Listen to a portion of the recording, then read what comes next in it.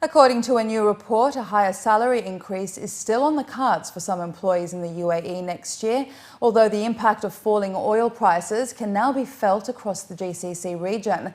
Based on a survey of 600 multinational companies and locally run conglomerates in the GCC, Aon Hewitt has forecast salary adjustments in the UAE to average 5% in 2016, higher than the 4.8% forecast and actual increase implemented this year. Across the region, however, a slowdown is expected, with increases forecast to average 5%, down from an anticipated 6% in 2013, 5.5% in 2014 and 5.1% in 2015. Aon Hewitt said that the recent moves to cut back on government subsidies and infrastructure spending, as well as the widely publicised plans to implement taxes, are putting pressure on the profit margins and operating costs of companies. Kuwaiti companies lead the region in the highest level of salary increase at 5.2%. Saudi Arabia comes second with salary adjustments forecast to average 5.1%, followed by the UAE, Qatar and Oman, all at 5%. Workers in Bahrain are likely to receive the lowest salary increase at 4.7%, down from the 4.5% forecast for 2015. Dubai's hotel sector appears to be caught in a trend of declining room rates and occupancy levels this year as more properties open. Last month, the average occupancy rate declined 1.7% year-on-year to touch 74.2%, while the average room rate declined 12.5% to 587 dirhams. According to research company STR Global, the dips came as hotel room supply increased by 6%, outstripping demand, which increased 4.3%. As a result, revenue per available room decreased by 13.9% to 435.66 dirhams. According to analysts at STR Global, the exchange rate between the euro and the UAE dirham favours outbound tourism, with the current exchange rate at its lowest since April 2003. Additionally, Oxford Economics sees that the number of UAE arrivals in southern and eastern Europe will grow by 8% for the total year. Dubai added 132 rooms with the opening of the Intercontinental Marina in the second quarter, bringing the total room inventory to 65,000.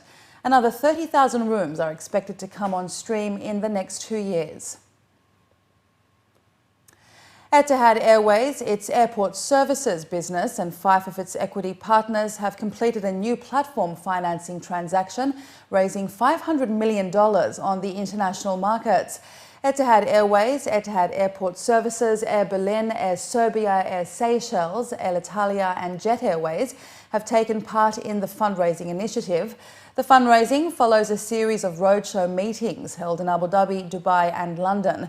Allocation of the funds raised will be nearly 20% each to Etihad Airways, Etihad Airport Services, Air Berlin and Air Italia, 16% to Jet Airways and the remainder to Air Serbia and Air Seychelles. The funds raised by the transaction will be used largely for capital expenditure and investment in fleet, as well as for refinancing, depending on each individual airline's needs. To date, Etihad Airways has already raised in excess of $11 billion from more than 80 financial institutions to help fund its expansion strategy. The Dubai Multi-Commodities Centre and the UAE Ministry of Economy have jointly announced that the UAE will take the vice chair of the Kimberley Process Certification Scheme this year and will assume the role of chair of the process in 2016, the first Arab nation to be voted into this position. The high-profile scheme was set up 12 years ago by the United Nations General Assembly in an attempt to stamp out the trade in diamonds that are mined in war zones and sold to fund insurgencies in Africa. Ahmed bin Sulayem, the executive chairman of DMCC, has stated that the UAE will use this opportunity to focus on areas that will have the greatest impact on the growth and development of the diamond industry, while consolidating the achievements of the past 12 years, bringing to an end the flow of conflict diamonds globally. The UAE will be hosting KP participants for intersessional and plenary meetings taking place in Dubai next year. According to the DMCC, this represents a unique opportunity for all KP participants to gain first-hand experience of Dubai's infrastructure and trading community, which have supported its growth in the industry. The KPCS was implemented in the UAE in 2003 by the Ministry of Economy, making the UAE the first Arab country to do so.